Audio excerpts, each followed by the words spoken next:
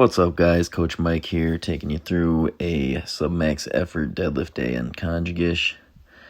Had a short video earlier about what to do with your hips rising early on the deadlift, and generally I've been seeing lately it's just people starting with their hips too low and not pulling the slack out of the bar.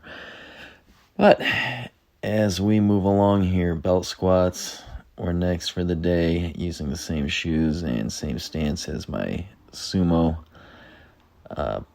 Maybe tiny bit closer stance, but I used this set and a couple more sets trying to warm up my hips and get deeper and bring my stance out a little more.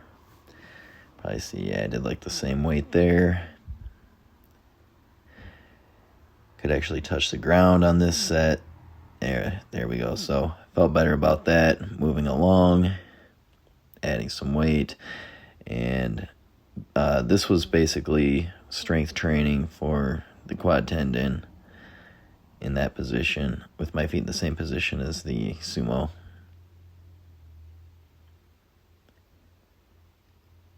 There we go. That right quad tendon I had torn not too long ago, so that's the issue. Moving along, did some good girls and bad girls. Good girls first. These are bringing up my adductor mobility a lot for the deadlifts. I was having a lot of issues last year being able to lock out and things. But I found in the later reps of sets on this, you kind of open up more and more your mobility. Your flexibility increases, which allows you to start generating force in those areas, increasing your mobility. So I think it's funny that people use a lot of tools like rigging up bands against squat racks to pull their knees, in such a way that they have to pull their knees out like they're adjusting a movement pattern, something like that. They could just use this. Like, if you're not pulling your knees out on SUMO, you don't need a bunch of bands and gizmos and stuff to necessarily correct the pattern, the mobility issue. Anyways, you can address that with these very nicely, and then integrate that into your training. Integrate your new mobility into the SUMO training. Moved on to naughty girls, bad girls. I found out you can't type bad girl with an iPhone. It deletes it. Anyways, naughty girls.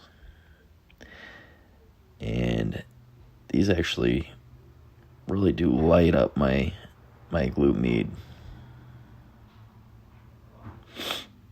I like to do these before split squats or lunges because it helps my stability. I have really bad balance to begin with, and I need to have everything firing as it should be so I don't fall on my face.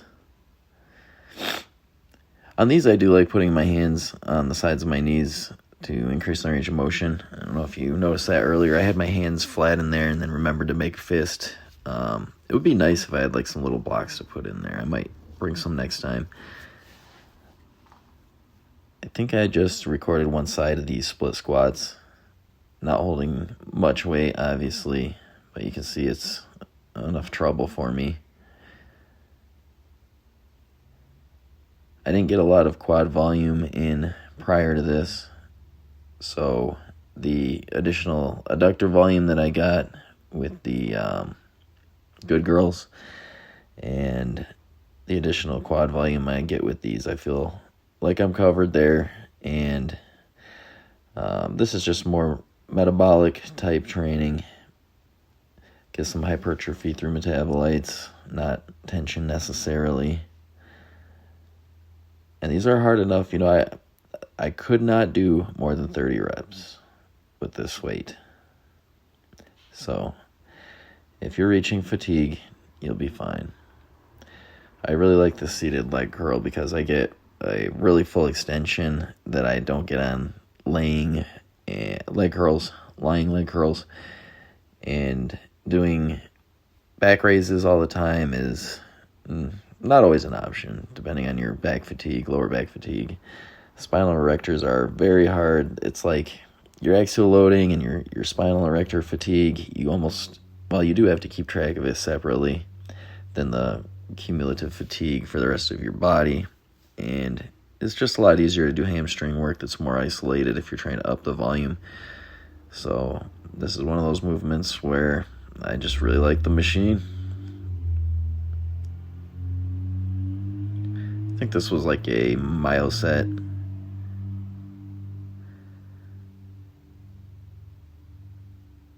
Something I probably did like 10 reps or whatever, and then knocked out 2, 3, 4 more little sets to get 10 more reps or whatever. Not that the exact numbers are not that important.